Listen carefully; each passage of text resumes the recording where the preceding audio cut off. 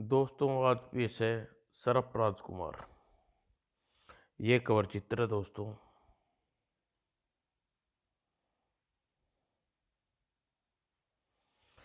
फतेहपुर के राजा सूरवीर सिंह अपने नाम के अनुरूप सूरवीर थे।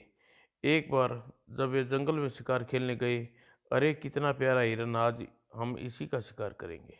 और अगले ही पल काफी देर तक दूर तक हिरन का पीछा करने के पश्चात सूरवीर सिंह हिरन का शिकार कर लिया। लेकिन बहुत जोर की प्यास लगी है, पहले पानी पीकर प्यास बुझाएं, फिर शिकार को लेकर जाऊंगा। यह सोचकर सूरवीर पानी की तलाश में आगे बढ़ी, किंतु काफी भटकने के बाद जब पानी नहीं मिला तो राजा सूरवीर मन ही मन झुलसा उठे। पता नहीं इस जंगल में पानी मिलेगा या भी नहीं, थोड़ा और आगे चलकर देखता हूँ। राजा सूरवीर कुछ ही दूर गए थे कि साधु की कुटिया, हमें अपनी प्यास बुझाने के लिए पानी अवश्य मिलेगा। जल्द ही सूरवीर साधु के समीप पहुंचे और घोड़े से उतरकर आदरपूर्ण स्वर में बोले, साधु बाबा, राजा सूरवीर का प्रणाम। दीर्घ आयु रहो राजन, सदा सुखी रहो, हाल खुशहाल रहो। हमारी तुम्हारी संतान सदा फूले फले। साधु का वचन सूरवीर को दुखी स्वर में बोले, साधु बाबा, यह आशीर्वाद मेरे लिए व्यर्थ है। मेरी 5 रानियां, संतान एक भी नहीं हुई। दुखी न हो राजन, अब जब आशीर्वाद दे ही दिया तो संतान प्राप्ति अवश्य होगी तुम्हें। किंतु क्या बाबा, आप चुप क्यों हो गए? कहिए न, संतान प्राप्ति के लिए हमें क्या करना होगा? तुम्हें एक शादी और करनी होगी। इससे पहले साधु बाबा ने पूरा वाक्य बता पाते कि अचानक ही अनर्थ हो गया। गुरुदेव, अनर्थ हो गया। क्या हुआ वत्स? गुरुदेव, किसी ने आपके प्रिय हिरण का शिकार कर लिया क्या? साधु हिरण की मृत्यु का समाचार सुनकर विलाप करते हुए बोले, जिसने मेरा हृदय अपने प्रिय हिरण का वियोग तड़प रहा है, उसी तरह हमारा हत्यारा भी अपनी संतान के वियोग में तड़पे। यह हमारा श्राप है। साधु का श्राप सुन राजा सूरवीर करा उठे। नहीं साधु, ऐसा श्राप मत दीजिए। अभी अभी तो आपने मुझे स्थान प्राप्त होने का आशीर्वाद दिया है, और अब श्राप? नहीं नहीं, तो तुमने ही हमारे मेरे प्राणों से प्यारे हिरण की जान ली है। मैं तुम्हें कभी माफ नहीं कर सकता राजन। क्षमा साधु, क्षमा। जो अपराध मुझसे अनजाने में हुआ है उसकी इतनी बड़ी सजा न दीजिए, मेरे प्राण ले लीजिए। असंभव। तुमने अपने पाप का प्रायश्चित करना होगा राजन। मैं प्रायश्चित करने के लिए तैयार हूँ, आप अपना श्राप वापस ले लीजिए। राजा सूरवीर के पश्चाताप के आंसू देख बाबा के मन पसीज गया। जिस तरह हमने दिया हुआ श्राप वापस नहीं ले सकते, उसी तरह तरह दिया हुआ आशीर्वाद वापस नहीं ले सकते, इसी तरह श्राप भी नहीं ले सकते राजन। किंतु हम वादा करते हैं, समय आने पर तुम्हें अपने श्राप से मुक्ति दिलाने का उपाय हम स्वयं करेंगे। जैसी आपकी इच्छा साधु बाबा। इतना कहकर भारी मन से प्यासा ही वापस लौट गया। और राजा सूरवीर राजमहल में वापस लौटने के बाद साधु के श्राप को भुला न पाया। एकांत अवसर में नसीब को कोसने लगते। न जाने विधाता ने हमारे नसीब में संतान सुख लिखा या न लिखा, न जाने संतान होने पर भी हम कब तक संतान के वियोग में तड़प न पड़ेगा। यह सब दोष हमारे नसीब का है। और उन्होंने अपने मन की पीड़ा किसी के जाहिर नहीं होने दी। इसी तरह धीरे धीरे दिन बीतने लगे। लेकिन एक दिन राजा सूरवीर के पड़ोसी राज्य श्यामगढ़ के राजा श्याम सिंह के दूत दरबार में उपस्थित हुआ। महाराज की जय हो। दूत नरेश की पुत्री राजकुमारी पल्लवी का आपके विवाह का प्रस्ताव लेकर हाजिर हुआ है। अगर राजा श्याम सिंह ने यह प्रस्ताव भेजा है तो हमें मंजूर है। और सिर दी शुभ मुहूर्त पर राजा और राजकुमारी पल्लवी का विवाह हो गया। राजा सूरवीर के राजकुमारी पल्लवी से विवाह कर लेने के कारण पांचों रानियां ईर्ष्या से जलने लगी। यह राजा को क्या सूझी, हमारी किस्मत ही फूट गई। अगर हमारे संतान नहीं हुई तो राजा और विवाह क्यों करते। हमें कुछ न कुछ कर जरूर करना पड़ेगा। जल्दी कुछ सोचो दीदी, वरना हमारा सबका जीना दुर्भर हो जाएगा। और पांचों रानियां मस्तिष्क से सोचने में उलझ गई। उधर राजा सूरवीर अपनी नई रानी पल्लवी के साथ बहुत खुश थे। एक दिन, स्वामी आपको एक बात कहना चाहती हूँ। कहो, क्या बात है प्रियाजनी। तब रानी पल्लवा ने लजाते हुए बताया, आप पिता बनने वाले हैं महाराज। क्या सच? तुमने हमें हमारी मन की मुराद पूरी कर दी। आज हम बहुत खुश हैं। देखते ही देखते सारे फतेहगढ़ में रानी पल्लवी के गर्भवती होने की खबर फैल गई। प्रजा खुशी भी फूली न समा रही थी। अब हमारा भावी राजा मिल जाएगा। क्यों नहीं भाई, आखिर भगवान ने हमारी सुन ली। अब हमारे महाराज को दुख का कारण खत्म हो जाएगा। ईश्वर उनको सदा सुखी रखेंगे। वो राजमहल में पांचों रानियों की नींद उड़ गई। अब हमें हमारी रही सही इज्जत भी खाक में मिल जाएगी। पल्लवी संतान होने के बाद हमें कोई नहीं पूछेगा। कुछ करो बीजी, हमारे हाथ बाजी हमारे हाथ से निकल जाएगी। एक उपाय है, क्यों ना हम जादूगरनी चंडाली के पास चले, वह जरूर हमारी मदद करेगी। हाँ, यही ठीक रहेगा। अगले दिन पांचों रानियां जादूगरनी चंडालिनी के पास पहुंची। उसे आप बीती सुना दी, कहानी सुनाई। जादूगर चंडालिनी ने एक सफ़ेद भभूत की पुड़िया देकर कहा, बस यह हम चाहती हैं। जब रानी पल्लवी संतान उत्पन्न हो, उसी समय राजा को मिठाई के अंदर मिलाकर यह भभूत खिला देना। उसे खाते ही शूरवीर अपने बच्चे को पहचानने से इनकार कर देंगे और तुम लोगों की परेशानी खुद ब खुद हल हो जाएगी। हम तुम्हारा यह एहसान कभी नहीं भूलेंगे चंडालिका। और नियमित समय पर रानी पल्लवी ने जोड़वा संतान को जन्म दिया, एक लड़का और एक लड़की। महाराज बधाई हो, आप पिता बने हैं। और अगले ही पल एक नज़र युवराज पर टिकी। युवराज के लपाट पर अर्धचंद्र का निशान अंकित है, इसलिए इसे चंद्रललाट और राजकुमारी को चंद्रिका कह के पुकारेंगे। तभी राजा सूरवीर को साधु बाबा का दिया श्राप याद आ गया और एक विचार कर उठे। साधु बाबा ने की पहली बात बिल्कुल ठीक निकली। अब हम देखें आगे क्या होता है। और पांच रानियां गुप्त मंत्रणा कर रही थी। कल सुबह महाराजा को मिठाई में चंडिका की दी हुई अद्भुत बहुत मिला कर देंगी। समझो अब पल्लवी के बुरे दिन आ गए। धीरे धीरे दीवारों के कान होते हैं। धीरे बोलो, दीवारों के कान होते हैं। और अगले दिन प्रातः ही महाराज, हमारी बधाई स्वीकार करो, आप पिता बन गए। तुम सबको भी बधाई। इस खुशी के अवसर पर आपको हमारी तरफ से मुंह मीठा करना होगा, अवश्य अवश्य। और राजा सूरवीर ने हाँ करना था कि यह लीजिए अपने ओर से। और जैसे ही चौथी रानी ने मिठाई खिलाकर पीछे हटी, पता नहीं हमें चक्कर आ रहा है, लगता है चंद्रिका की वो असर कर रही है। और अगले ही पल सही मौका देख पांच रानियां सूरवीर की पल्लवी के कक्ष में ले गई।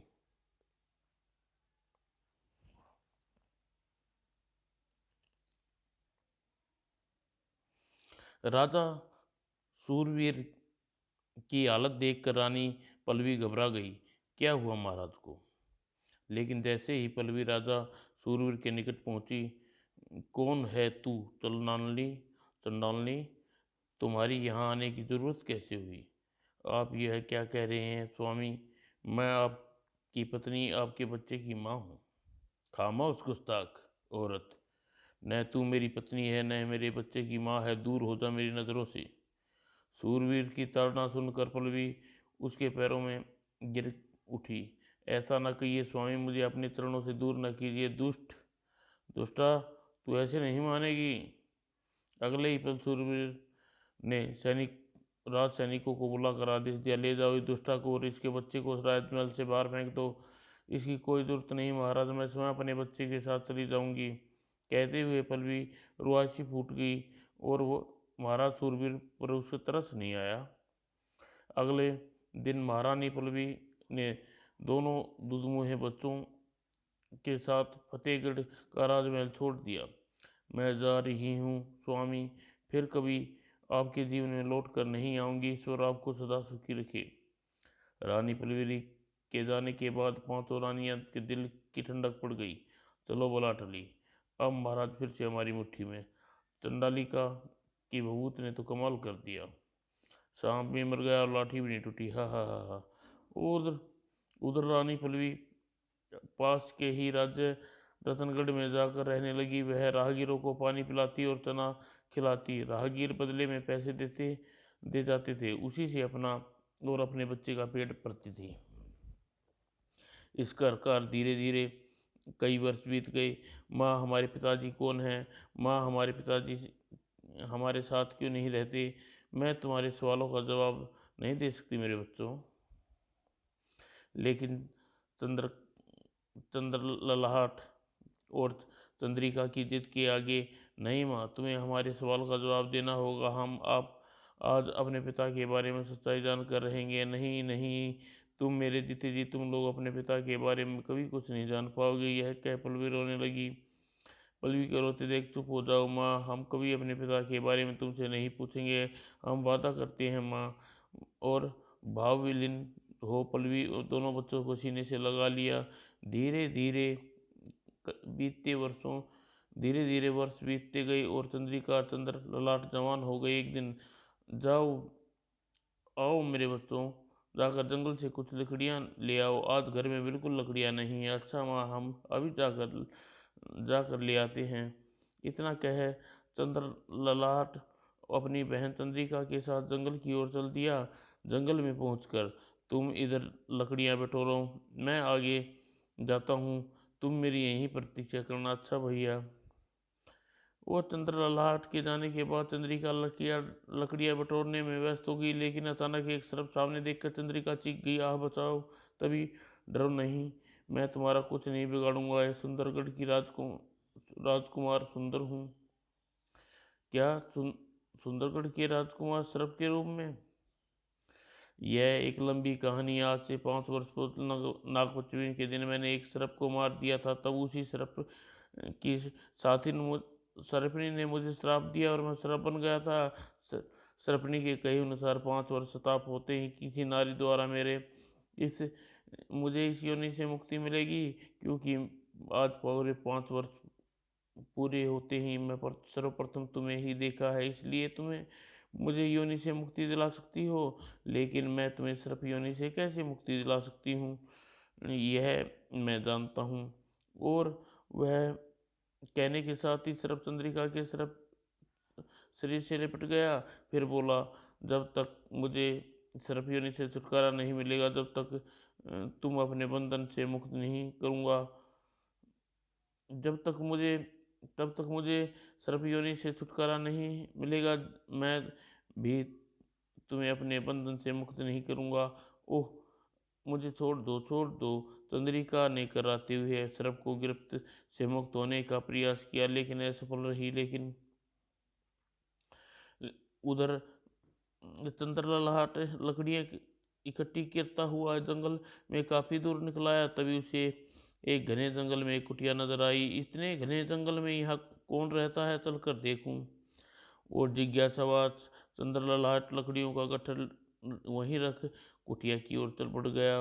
वह कुटिया में उसी साधु की ओर गया जिसने सूरवीर को श्राप दिया था। चंद्रललाट को कुटिया में प्रविष्ट होते देख साधु मुस्कुरा कर बोला, आओ राजा सूरवीर के पुत्र आओ। क्या यह आप क्या कह रहे हैं? मैं और राजा सूरवीर का पुत्र? मैं आपको जानता तक नहीं फिर। लेकिन हम तुम्हें जानते हैं वत्स, तुम्हारे ललाट पर बना अर्धचंद्र का निशान देखते ही मैंने तुम्हें पहचान लिया। पहचाने गए थे। आज से 20 वर्ष पहले मेरे ही आश्रय से तुम्हारी बहन का जन्म हुआ था। अगर राजा सूरवीर मेरे पिता हैं, और मेरी माँ हम भाई बहनों के साथ इतने दुख में क्यों बिता रही है? मेरी माँ ने हमें आज तक यह क्यों छुपाए रखा? यह एक दुख भरी कहानी है बेटा, पर पर क्योंकि उसका संबंध तुम्हारे जीवन से है, इसलिए तुम्हें बताता हूँ। साधु ने चंद्रललाट को शुरू से आरंभ से पूरी बात बताते हुए बोला, मेरे श्राप की वजह से ये तुम लोग अपने पिता से दूर हो गए थे। अब राजा सूरवीर को श्राप मुक्त होने का समय आ गया है। तुम उन्हें मुक्ति दिला सकते हो। बाबा, मैं अपने पिता को श्राप से मुक्ति दिलाने के लिए अपनी जान पर भी तैयार हूँ। आप बताइए, उपाय बताइए। मेरी बात ध्यान से सुनो। यहाँ से 50 कोस उत्तर में चंद्रमणि नदी बहती है। उस नदी की दूसरी ओर एक विशाल जंगल है। उस जंगल में मणिधारी सर्प रहता है। वह सर्प मणि लाकर यदि तुम अपने पिता के हाथ पर रख दो तो स्वयं अपनी याददाश्त लौटाएंगे और तुम्हारे पिता मेरे श्राप से भी मुक्त हो जाएंगे। मैं हर हालत में वह मणि प्राप्त करके रहूँगा। तब पर अभी तुम्हें वापस जाना होगा। मेरी बहन चंद्रिका मेरी प्रतीक्षा कर रही है। चंद्रिका, कहते हुए साधु बाबा एकांत में गंभीर हो उठे। अगले ही पल उन्होंने ध्यानमग्न होकर अपनी आंखें बंद कर ली और कुछ समय पश्चात ही पुनः आंखें खोली और गंभीर स्वर में बोले, यह तो बड़ा गजब हो गया। तुम्हारी बहन एक श्रापग्रस्त सर्प ने अपनी गिरफ्त में ले लिया है। क्या चंद्र का श्राप जकड़े हुए है? अब मैं क्या करूं बाबा? घबराओ नहीं, श्राप मुक्त होते ही वह सर्प चंद्रिका को अपनी गिरफ्त से मुक्त करके असली रूप में आ जाएगा। लेकिन वह श्राप मुक्त कैसे होगा? इसका एक उपाय है। सर्पपुरी में राजकुमारी श्रीपिका ने उसे एक ऐसी जादुई छड़ी है जो है उस जादुई छड़ी को 7 बार उस सर्प के ऊपर घुमाने से वह श्राप मुक्त हो जाएगा और वह चंद्रिका को भी छुटकारा मिल पाएगा। आप मुझे सरपुरी जाने का रास्ता बता दीजिए, अभी जो वहाँ जाऊँगा। अलकनंदा पहाड़ी के नीचे सरपुरी है, वहाँ छोटी सी गुफा में सरपुरी का रास्ता है। और फिर साधु बाबा चंद्रललाट को एक अंगूठी देते हुए बोले, यह अंगूठी जादुई अंगूठी है। इसे सरपुरी में प्रवेश करो तो इसे उंगली में पहन लेना। इसे इस उंगली में पहनने के बाद तुम सर्पों को दिखाई नहीं दोगे और अपनी आसानी से सरपुरी में दाखिल हो जाओगी। बाबा, आपका यह उपकार कभी नहीं भूलूंगा। और साधु बाबा से जादुई अंगूठी लेकर चंद्रललाट चंद्रिका के पास पहुंचा। चंद्रिका, मेरी बहन तू फिक्र मत कर, मैं सिर दी तुझे इस बंधन से, मुसीबत से छुटकारा दिलाऊंगा। नहीं भैया, अब जब तक यह सर्प योनि से मुक्ति नहीं मिलेगी मुझे नहीं छोड़ेगा। मैं जानता हूँ, इसलिए मैं सरपुरी की जादुई छड़ी लेने जा रहा हूँ। सरपुरी में जादुई छड़ी लेने जा रहा हूँ। मैं तुम्हारी आभारी रहूँगा मित्र। और फिर चंद्रललाट सरप को अपने लौटने की तक चंद्रिका का कोई कष्ट न देने का वचन देकर अलकनंदा की पहाड़ी पर चल दिया। अलकनंदा की पहाड़ी की ओर जाते हुए चंद्रललाट सोच रहा था कि जादुई छड़ी लेने के बाद चंद्रिका नदी पार करने वह मणि भी ले आऊँगा और हमारे दुख के दिन दूर हो जाएंगे। मेरी माँ ने बहुत दुख उठाए हैं, आज आज तक उन्हें कभी सुख नहीं मिलना चाहिए। और नदी नालों को जंगलों को पार करता हुआ चंद्रललाट अलकनंदा नदी की पहाड़ी पर जा पहुंचा। और सरपुरी तक पहुंचने का रास्ता इसी पहाड़ी की किसी गुफा में, मुझे जल्द से जल्द गुफा को ढूंढ लेना चाहिए। और वह पहाड़ी पर चक्कर लगाने लगा और आखिरकार चंद्रललाट को वह गुफा मिल गई। यही वह गुफा है, मुझे साधु बाबा की दी हुई अंगूठी पहन लेनी चाहिए। और अंगूठी पहनने के पश्चात चंद्रललाट को गुफा में प्रविष्ट हो गया। अगर साधु बाबा की दी हुई जादुई अंगूठी इस समय मेरे पास ना होती तो इसे पार पाना असंभव हो जाता और वह बिना किसी कोई दिक्कत की चंद्रललाट सरपुरी के राजमहल तक जा पहुंचा। अब जादुई छड़ी हासिल करना मुझे ज़्यादा देर नहीं लगेगी। साधु बाबा की अंगूठी ने मेरा काम आसान कर दिया है। पहरे पर तैनात तैनात सरप चंद्रललाट को देख नहीं पा रहे थे। वह जल्दी राजकुमारी श्रीपिका के कक्ष में पहुंचा। वो चंद्रललाट ने दबे कदमों में राजकुमारी श्रीपिका के पास पहुंचा और उसने चुपके से जादुई छड़ी को उठा ली।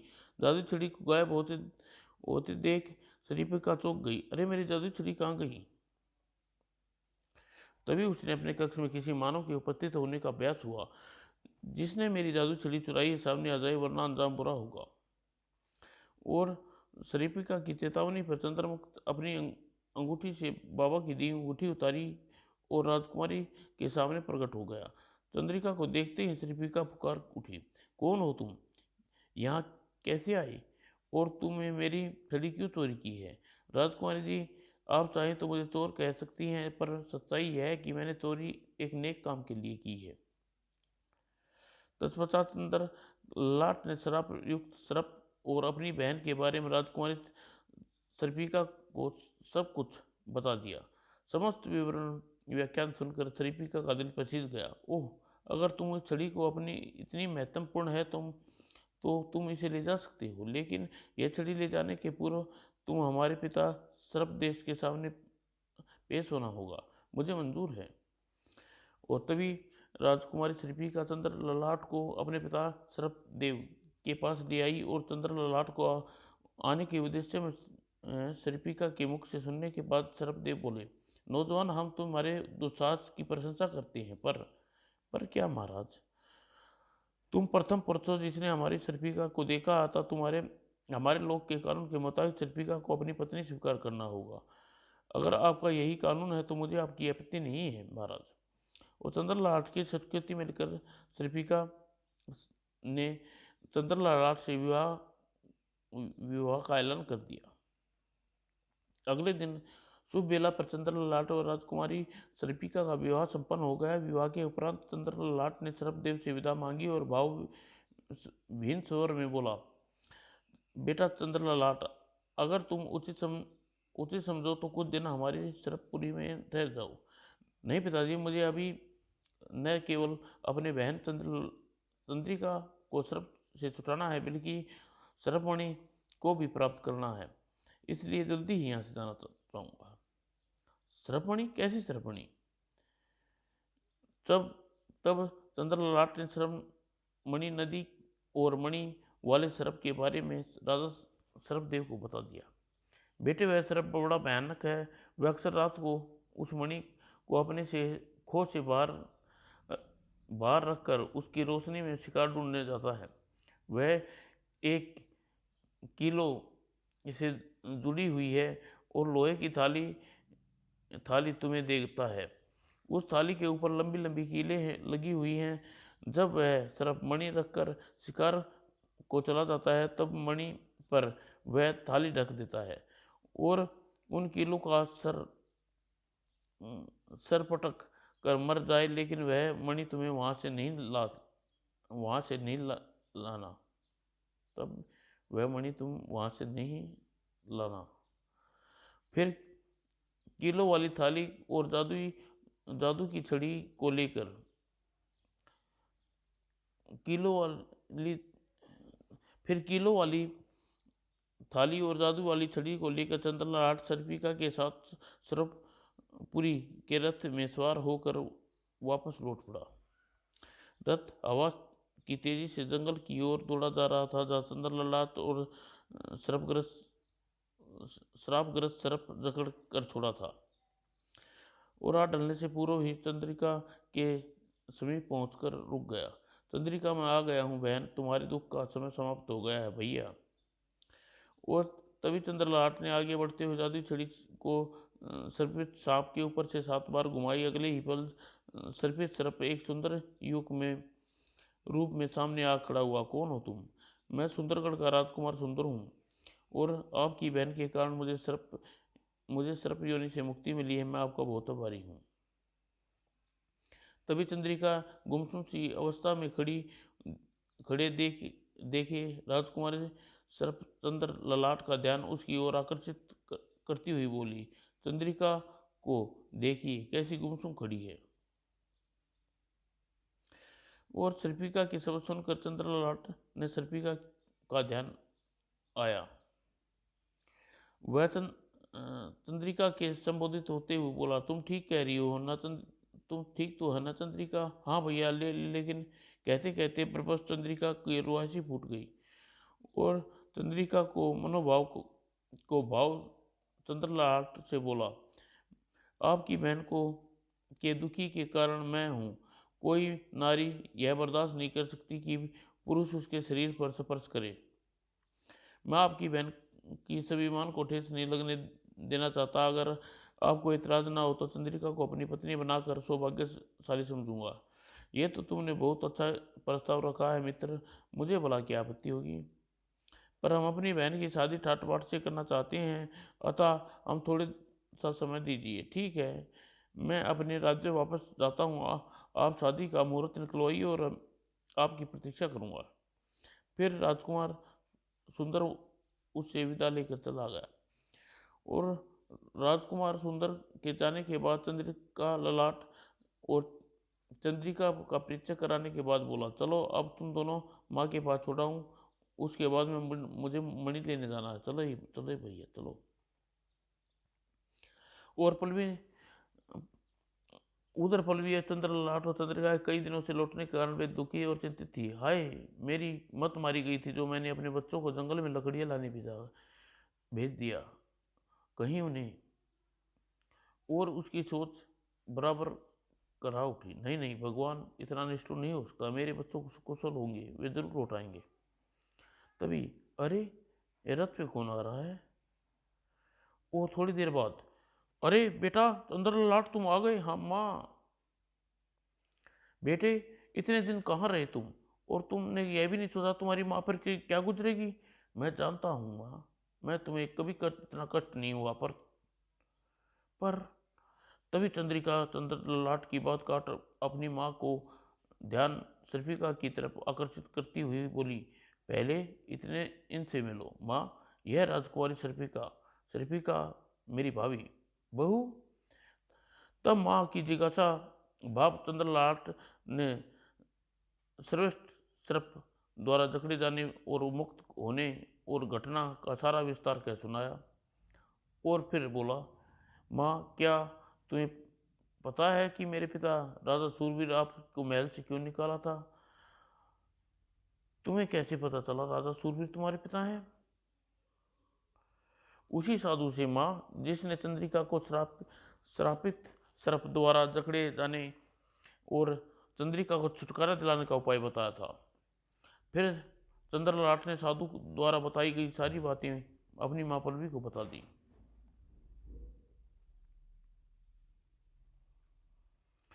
और बोला, माँ उसी साधु साधु बाबा ने श्राप पिताजी संतान योग और हमें इतने कष्ट उठाने पड़ रहे हैं जो हुआ उसमें पिताजी का कोई दोष नहीं है। हे भगवान, मैं उन्हें आज तक दोषी समझती रही। अब हमारे दुख के दिन दूर हो खत्म होने वाले हैं। माँ चंद्रिका चंद्रमणि को नदी को पार मुझे एक मणि लेकर आनी है। मणि से स्पर्श करते ही पिताजी श्राप मुक्त हो जाएंगे और वह हमें पहचान लेंगे। और फिर मुझे आशीर्वाद दो माँ, ताकि मैं मणि लेकर सुकुशल लौटाऊं। मेरा आशीर्वाद तेरे साथ है बेटे। और फिर वो मणि लेने चल दिया।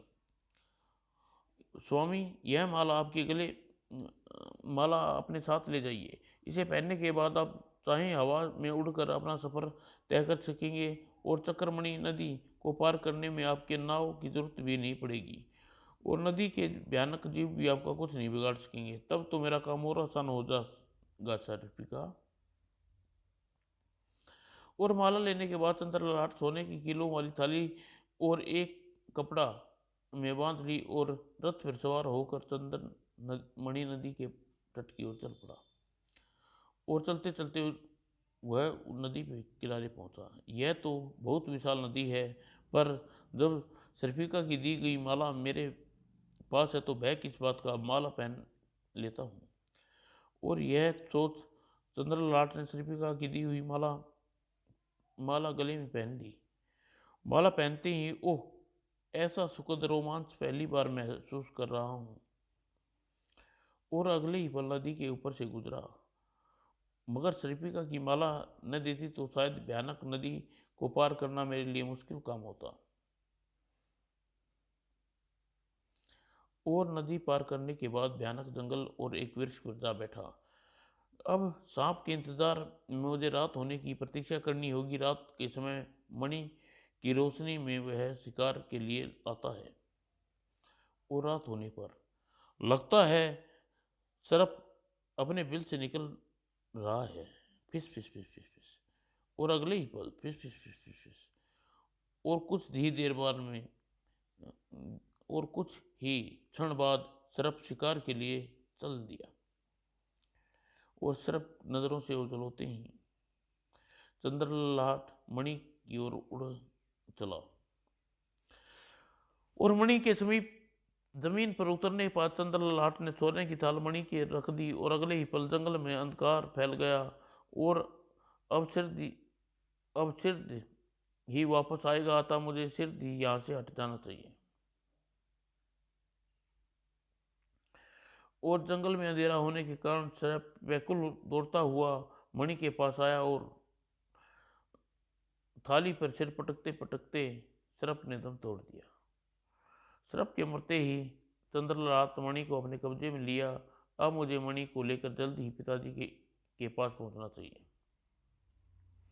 और मणि लेकर चंद्रललाट पहले अपने घर आया। ले माँ, मणि ले आया। सीता जी ने 14 वर्ष का वनवास मिला था, परंतु खैर अब सुख के दिन आ गए हैं माँ। बच्चे, मेरे बच्चे, तूने फिर से सबके जीवन में खुशियाँ भर दी है। तू जुग जुग जिए मेरे लाल। और चंद्रिका श्रीप का कवड़ी देकर खुश हो गई। मेरा राजा भैया बड़ा वीर है। स्वामी सिद्ध कीजिए, मणि लेकर पिताजी के पास जाइए। बस मैं अभी राजमहल जाता हूँ। और चंद्रललाट मणि लेकर राजमहल की ओर चल दिया। अगले सुबह राजमहल में महाराज, एक युवक आपसे मिलना चाहते हैं। ठीक है, उसे पेश किया जाए। और इजाजत मिलने के थोड़ी देर बाद ही महाराज की जय हो। युवक, तुम कौन हो और हमसे क्यों मिलना चाहते थे? महाराज, मेरे पास एक अनमोल मणि है, मैं आपको सौंपना चाहता हूँ। हाँ हाँ हाँ, तुम्हारे पास अनमोल मणि है? और राज दरबार में ठहाके गूंज उठे। लेकिन तभी न जाने क्यों राजा ने सूरवीर से बोले, ठीक है, तुम अपनी इच्छा पूरी कर सकते हो, किंतु याद रखना, तुम्हारी बात गलत सिद्ध हुई तो तुम्हें कठोर दंड दिया जाएगा। मुझे मंजूर है महाराज। फिर चंद्रललाट ने आगे बढ़कर मणि राजा सूरवीर के हाथ में रख दी और मणि हाथ में लेते ही, ओह, हमें क्या हो रहा है? और कुछ देर बाद, अरे, यह चंद्रमा का निशान माथे पर, पहचानिए पिताजी, पहचानिए, मैं आपका बेटा चंद्रललाट हूँ। चंद्रललाट के इतना कहते ही सूरवीर के दिमाग में तेज झटका लगा। चंद्रललाट मेरे बेटे। अगले ही पल, आह मेरे बच्चे, मुझे सब कुछ याद आ गया बेटे चंद्रललाट। लेकिन तुम इतने समय तक कहाँ थे? लगता है कि हम किसी लंबी नींद से जाकर उठे हैं। यह सब किस्मत का चक्कर है पिताजी। तभी हमारी माँ और हमें आपसे इतने दिन दूर रहना पड़ा। कसूर हमारा है बेटा, हम क्या मुंह लेकर तुम्हारी माँ के सामने जाएंगे? तभी, नहीं महाराज, कसूर हमारा है, दंड हमें दीजिए। इस सावर साहब को मिठाई में बहुत मिलाकर खिलाई थी और यही वजह थी कि आप रानी पलवी को अपने बच्चे को नहीं पहचान पाए थे।